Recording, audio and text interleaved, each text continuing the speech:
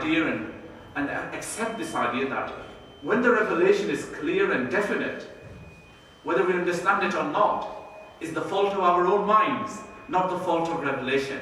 We accept the divine meaning and divine understanding rather than our own interpretations. Anyway, the idea, what I'm talking about here, is that when the angels are told to bow before Adam alayhi salam, of course, the meaning of this bowing, again, Imam Fakhruddin Razi says, well, it could be very simply that Allah was saying, show your respect to them, to Adam. Okay, show your respect to him.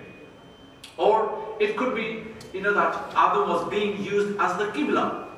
Although masjood was Allah subhanahu wa ta'ala, although this sajda was being done to Allah, just like the Kaaba is not our masjood, is it? We just face towards it. The masjood, the one who we are prostrating to, is not the Kaaba. We are prostrating before Allah subhanahu wa ta'ala. Similarly, they say that could be Adam was just being the Qibla. They were really prostrating before Allah subhanahu wa ta'ala. That is not what I'm here trying to get across. What I want to get across here is, first, why didn't the shaitan do the sajda? And he made this conclusion that I am better than him. Therefore, why should I do sajda to him? It doesn't make sense to me. Therefore, I will disobey God. Abba, the Quran explains it in another place, wastakbara. And he was arrogant. Okay? And this is the point. Arrogance, believing that I am superior to someone else. I am better than others. This indeed is a moral disease that really destroys a person. And it's a disease that, the Quran keeps on repeating, that anybody who has this disease is doomed for failure, is doomed for failure and for hell. Rasulullah sallallahu alaihi wasallam in a hadith says that anybody who has an atom's weight of arrogance in his heart will have no place in paradise. He has no place in paradise. Taqabbur, the greatness and self-glorification really belongs to Allah subhanahu wa ta'ala, who is the mutaqabbir. Okay? If anybody can boast, if anybody can brag, if anybody can say, I am great, it is Allahu Akbar. There is no one who is great other than Allah subhanahu wa ta'ala. We as human beings, if you were to reflect on this reality, how big and how great we are, we will see how little we are, really. In reality, we are very little. The Sahaba were very humble people. Sayyidina Abu Hurairah once came into a meeting, and as soon as he came in, people made space for him and gave him a lot of honor and respect. He said, what is all this commotion about?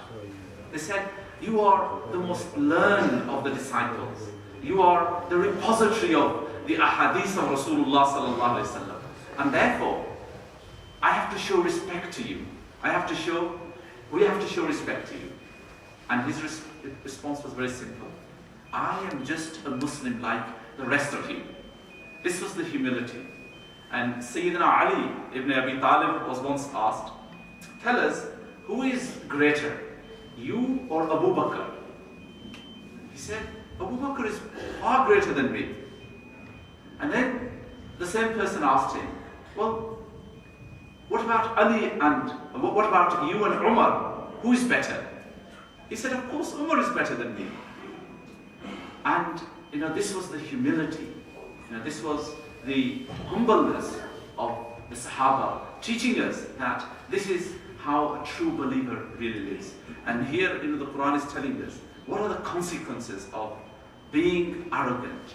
The consequences that it makes you disobey God, and as a consequence, ruins. And of course, you will have no chance of ever achieving prosperity and true success in the hereafter. Later on, the Quran goes on to talk about this dialogue between God and Adam alayhi salam, between the shaitan. And there is a very interesting point that Imam Fakhruddin Razi here makes. The shaitan goes on to say, well, what you've done, Allah, because of Adam and mankind, you have made me go, or you have rejected me, and you have made me go on the wrong path now. And that's very interesting in itself. Shaitan is saying, oh Lord, you have made me go on the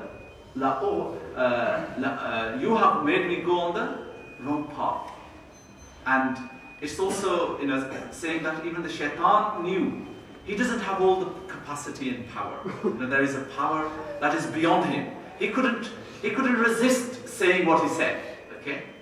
And then he goes on to say something else. He goes on to say that, what I will do is, he says that I will come min bayni aydihim wa min khalfihim wa an shama'ilihim wa yaminihim. I will come from front, I will come from their back, I will come from their right, and I will come from their left. I will come from every corner and every side and every direction in order to mislead them. And it's interesting that, the ulama have translated this, and this is the point I wanted to make. What does it mean that the shaitan says, I will misguide them from in front of them, and from the behind, and from their right, and from the left? And one of the beautiful meanings that the Imam Al-Azhari gives, he says, when he says that in front of you, what he means is that al-quwwatul khayala. This is the consciousness through their brains, through their mind, and through their thinking powers. I will influence them. And when he says that, from behind them, it means that al-quwwatul wahmiya, which is the subconscious. Through their subconscious, I will influence them.